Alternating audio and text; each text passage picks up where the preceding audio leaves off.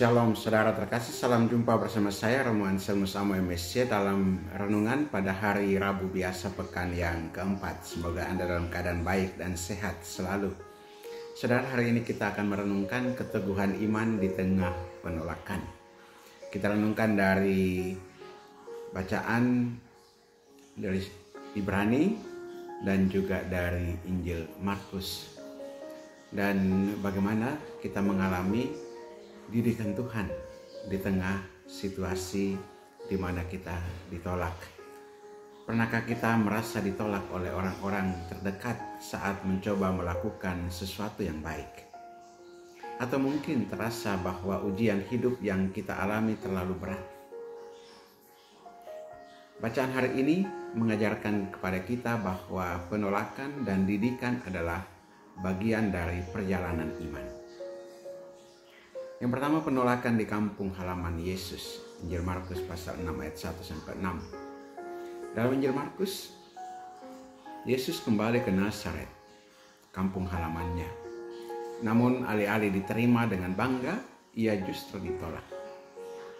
Orang-orang yang meragukannya karena mereka hanya melihat Yesus sebagai anak tukang kayu, bukan sebagai Mesias. Akibatnya mereka kehilangan kesempatan untuk menerima mukjizatnya. Penolakan ini menunjukkan bahwa seringkali kita terjebak dengan prasangka dan tidak mampu melihat rencana Tuhan yang lebih besar. Kadang-kadang kita juga bisa seperti orang-orang Nazaret, menolak kebenaran hanya karena datang dari seseorang yang kita anggap biasa. Yang kedua, didikan Tuhan. Surat Ibrani mengingatkan kita bahwa segala cobaan dan kesulitan yang kita hadapi bisa menjadi bagian dari didikan Tuhan. Tuhan mengizinkan kita mengalami tantangan bukan karena Ia ingin kita menderita, tetapi karena Ia ingin membentuk kita menjadi pribadi yang lebih kuat dalam iman. Ayat Ibrani pasal 12 ayat 11 mengatakan, memang tiap-tiap ganjaran pada saat diberikan tidak mendatangkan sukacita, tetapi duka cita. Tetapi kemudian ia menghasilkan buah kebenaran yang memberikan damai kepada mereka yang dilatih olehnya. Ini artinya penderitaan yang kita alami sekarang bisa menjadi berkat di masa depan jika kita tetap setia dan bertahan. Saudara-saudari, dari permenungan ini kita dapat memetik beberapa hal untuk pegangan bagi kita pada hari ini dan juga tentunya hari-hari yang akan datang. Yang pertama, jangan mudah kecewa saat ditolak. Jika Yesus sendiri ditolak oleh orang-orang terdekatnya, maka kita pun bisa mengalami hal yang sama. Jangan berhenti melakukan kebaikan hanya karena orang lain meragukan kita. Yang kedua, lihat setiap tantangan sebagai bagian dari rencana Tuhan. Ketika kita mengalami kesulitan, ingatlah bahwa Tuhan sedang membentuk kita agar menjadi lebih kuat.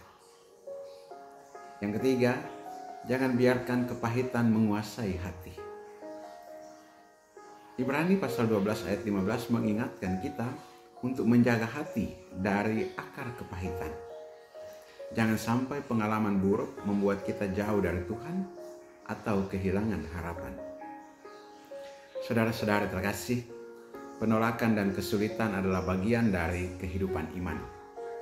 Namun jika kita tetap bertahan dan percaya kepada Tuhan, kita akan melihat bahwa semua itu adalah bagian dari rencananya untuk membentuk kita menjadi lebih baik. Maka kita terus beriman dan tidak menyerah dalam menghadapi tantangan. Saya senang ada orang yang dalam pelayanan uji doa, mereka memohon didoakan supaya kuat menghadapi tantangan dan bisa melewati setiap kesulitan yang ada. Memohon iman agar bisa menghadapi semuanya di dalam rencana Tuhan. Tentunya suatu permohonan yang luar biasa untuk didoakan. Saudara-saudara yang terkasih, marilah kita berdoa. Tuhan yang Maha Kasih, ajarlah kami untuk tetap setia kepadamu di tengah tantangan hidup. Ketika kami menghadapi penolakan dan kesulitan, berilah kami keteguhan iman, seperti yang telah Engkau tunjukkan dalam Putramu Yesus Kristus. Dialah Tuhan dan Juru Selamat kami yang hidup berkuasa bersama Dikau dalam persatuan dengan Roh Kudus Allah sepanjang segala masa. Amin. Saudara, terima kasih telah mengikuti renungan ini. Silahkan untuk bagi yang belum like, share, silahkan like dan share dan juga subscribe untuk memperkaya channel ini juga dengan komentar-komentar dan membagikan kepada saudara-saudara kita yang membutuhkan renungan ini. Berkat Allah yang berkuasa turun dan tinggal atasmu dalam nama Bapa dan Putra dan Roh Kudus. Amin.